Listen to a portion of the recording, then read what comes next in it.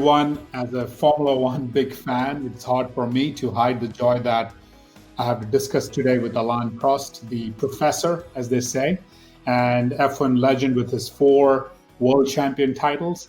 Hello, Alain. Thanks for being here. My first question to you will be very simple, which is, how are you and what has this year been for you?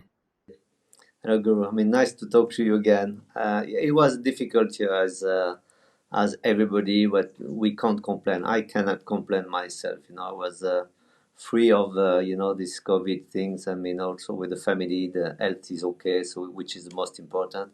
But yeah, during this sportive season, it was quite tough, as you can imagine, and maybe even more tough for the people who were traveling even more than myself. The mechanics, the engineers, all drivers and. But we had to adapt ourselves to the new situation as everybody. But I think that so far we are okay and pleased about the season. No, that's good. And as I said, it's amazing to see how it got back as a sporting event ahead of many other sports, and how you still engage with fans remotely. So, congrats again on that. Now, I want to, ask you a much deeper question. What do you think the drivers have been through when an hour before the tests on the Friday morning, the Australian Grand Prix was cancelled? What do you think the drivers have been through when that happened? It was a funny situation. Not funny in the same sense, but the drivers, they try to protect themselves even more, but also they want to escape about these things even more or even quicker. For example, I was following Sebastian Vettel. I knew that in the night that he was already in the plane coming back to Europe. I did not know that the race was cancelled because obviously we learned that about later. So cancelling a race just 1 hour before the practice is exceptional, because can you imagine traveling to Australia with all the people there? Was absolutely awful. No, I think it's a great point you mentioned, and how hard it must be for the teams. And I think one of the greatest challenges with, which leads to the next question, is one of the greatest challenges with something like Formula One is that as an individual, you cannot control everything. You sometimes have to deal with technical issues, or in a Yeah. time like ours, a pandemic, how does a leadership team really manage to take a team through difficult times? In this case, you as a leader, how do you take the teams through difficult times when sometimes you have to make sharp and fast decisions? And F1 is all about that. Yeah, exactly. That is why we very often take the example of the Formula One team. You have to adapt yourself to this situation, and that is something that I get used to have in the last 40 years of my involvement in motor racing, because it is never the same. Formula One was not the same 30 years ago, 40 years ago than today. It has to be a sort of a communion that if you that you want the people to follow your philosophy, your involvement, your engagement, and then it can work. And I think one of the things I've done for last at least 20 years in my leadership, I use F1 as the greatest leadership example. To your point, everyone, the 1,000+ people, each one add up to those seconds Yeah. that make or break a race, in terms of how much you do, like from the chef or the cook who's making the food and making sure you're fed, to someone who's changing the tire, to the driver, to the strategy and everything. So I have a fun question for you.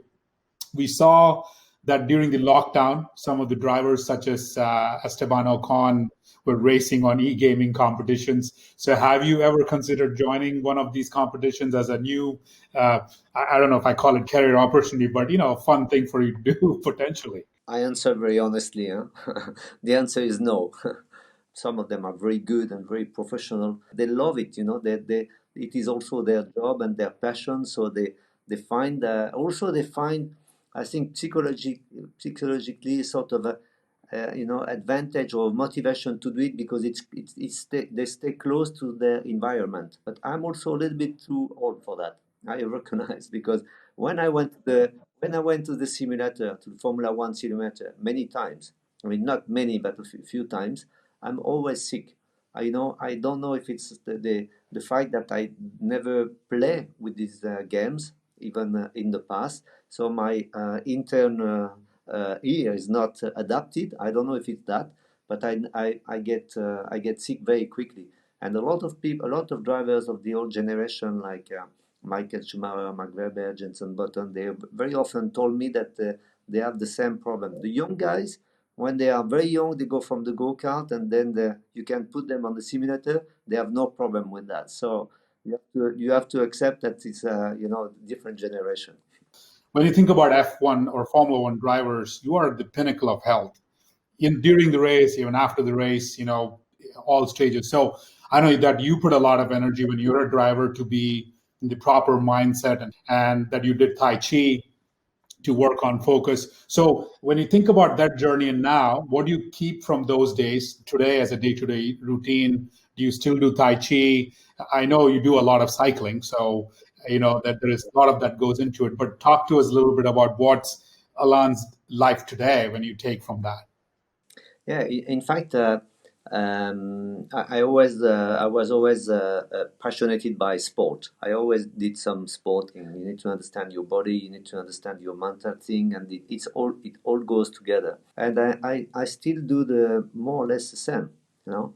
And food, for example, and a lot of sport, and I do a little bit of Tai Chi, and then yoga, and then Pilates, and all these things. And you realize that even you get old as everybody, but if the body is trained, and you can go for not forever, but much longer than you think. I mean, I can think differently. I can live differently. It's all good, So I want to continue as much as possible. One of the things, Alain, I'll tell you my highlight of following F1 was meeting you actually last year. I mean, I'll say it as a confession, but being a big fan, and I've followed you at least through your times and what you do after that. And if you think about it, since your days, you've been always called the professor for your sense of strategy, and that really ties to me. I'm an engineer, and a lot of my work as the CEO is a lot of work around strategy and thinking 10 steps ahead. So your thought around strategy and race. So when you look back, what distinguishes you from the others back then that made you earn that nickname? It is a complete different environment. You still have the car, still have the wheel, your steering wheel, you still have the engine, and the technology is evolved, in a big way. But the biggest difference is the informations, the data, and it is so complex and so precise. I just give you an example. Myself, when I was driving, I was doing myself the setup of the car. So I was telling the engineers, okay, I want that, I want that, I want that. I come back to the pit, so sorry, it does not work. I did a mistake, or we went wrong. We have to do that. So it was a sort of personal knowledge, and also the discussion and the close relation with your race engineer. Today, it is completely the opposite. It is so precise in terms of information. We know everything about the tires, everything about the brakes, everything about the aerodynamic, everything about the engines, obviously, consumption, whatever. We know everything, but it is much more difficult to have the overall vision, because they are all specialists. So that is also very difficult, because if you don't have the overall vision, very difficult to control, very difficult to know everything. That means difficult to yourself to take a decision. So you need to have the trust also that it's a little bit more complex. Based on what you're saying, it's pretty clear you love numbers and statistics, Yeah. which we of course call data and insights that come in. So when you think about it, having that vision, as you said, and strategy is important. But how important is data feeding into that? What do you generally try to learn from data when you look at that? I love data. I love statistics. I love numbers. Even when I watch the TV in the morning, get the news, and I want to see some numbers. I like percentages. I said I don't want to give you an example, but precisely a few weeks ago at track, I said to one guy, he's a big specialist about the data and things like this, And I said, okay, we did something, but maybe we could have done it better. Because if you have the data and you only trust about the data, you lose your personal feeling. So you have no more freedom, and I don't think that is very good. You need to have a sort of a compromise between the two. I am always a man of a compromise. I'm always a little bit like moving into these numbers. The other way to think about it, I always say the combination of art and science. Yeah, Art is your perception and feeling and the gut, and then data is what helps in yeah. science. But that brings to when you think about 2021, technology or data would change your drive if you had begun your career, today as a F1 driver. So tell us, I mean, how would that change? Is strategic thinking different today than you were a driver with more computing assistance, or is it still similar? Before, when I was, I was choosing my tires, and I was choosing my tires also because I had a relation with this car setup that I was doing myself. But today we have the wear of the tires. We know exactly the degradation. We know exactly about the temperature. So we have a strategy, and we have one person in charge of the strategy. He can talk to the driver, obviously, but as I said before, the driver has a decision, could have a decision inside during the race, for example. I mean, I love the period that I raced with all the technology and things like this. So it was very different because it was more coming to human side, and we were learning at the same time. If you were curious, you would be already a little bit of a successful because you were following the trend of the technology. For me as an engineer and as a leader, F1 is the pinnacle of innovation, engineering. For you, when you look back in '85 and 93, when we winning championship, then what was innovation during that time, and what do you think is innovation today? We had a lot of innovations because the rules we were playing with, they were almost free. So that is why, if you're looking at in the 80s, we had 12 cylinders with Ferrari, Lamborghini, Alfa Romeo. We had a turbo engine with Renault. We had the atmospheric engine with Ford Cosworth. We have different brands. Now we have much more regulation, but we have also, as we said before, more data, and everything is so much precise. So the innovation is more into details everywhere. At the beginning, we were trying things. On the track, we were experimenting, and everything is important. And before, when we had something new in the car, we were not thinking about what could be the negative aspect of it. Today we have to. It's like a chain, and we think from the beginning to the end. That is why we need much more people working on that. Yeah. Yeah, and I'll tell you, I think the other big change, of course, is safety. For me, I loved the races in '80s and '90s, and when you look through that period, Mm. it was pure passion, pure the feel. I mean, you could see it, you could Yeah. see the intensity when you raced. Versus now, it's interesting. I think I forget. I think we had when Lewis Hamilton was out for one of the races. The car itself is doing so much, and you have a driver in. Yeah. A lot of that is optimized by data. It's such a big difference. So, you know, Yeah, no, but you're right. But it's a big difference. But also the society has changed also at the same time. So, for example, you could accept and at one period that we had bad accident and people killed in the car, and you could not accept that. But also we work very well about the safety, about all kind of aspect, and that also bring a lot of experience for the road car industry, with not only about the chassis department or engine, but also about safety. What has been done in Formula One is really exceptional, and that is why FIA and Jean Todt was really behind this all this project.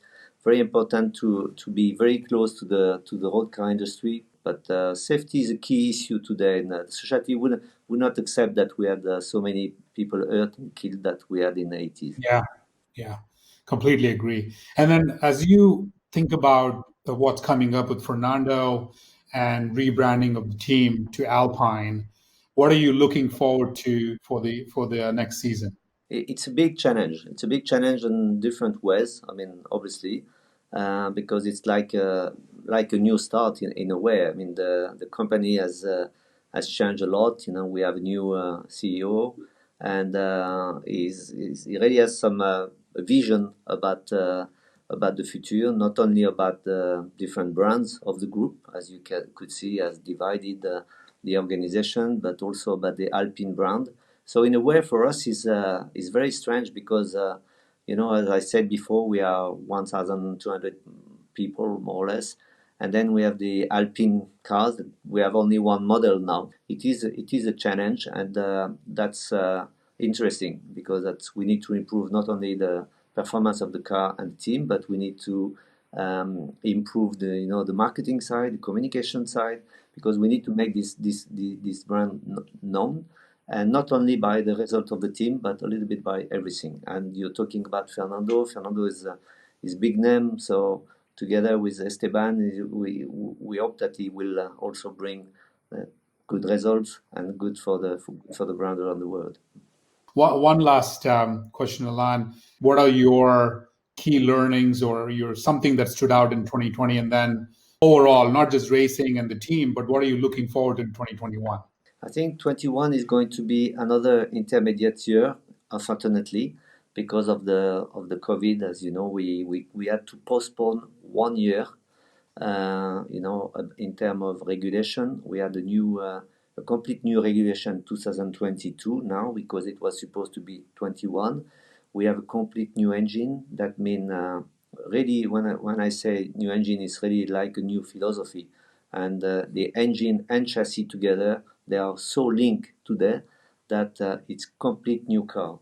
So 2021, it's another year for building the car and the team, to get completely ready and performing, I hope, at the best, at the top in 2022. But that does not mean 21 is not interesting and important. It may be more important than we think. But unfortunately, if we are honest, to beat a Mercedes next year, to beat a Red Bull in the championship is going to be tough. But it is important in life and industry, sport, whatever.